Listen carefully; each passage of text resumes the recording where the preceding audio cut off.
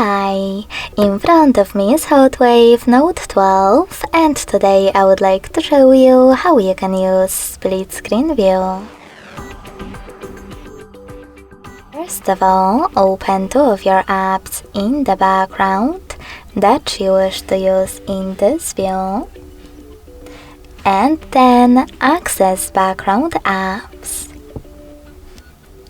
When you're ready, select an app that you wish to use on the top half of your screen and click on the icon of it. Now select Split Top and tap on the second app.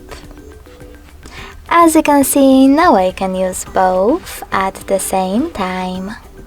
If you wish to go back from this mode, drag one of your apps all the way up or all the way down and tap on Home button. Thanks so much for watching. If you enjoyed this video, don't forget to leave a like, comment and subscribe. Bye!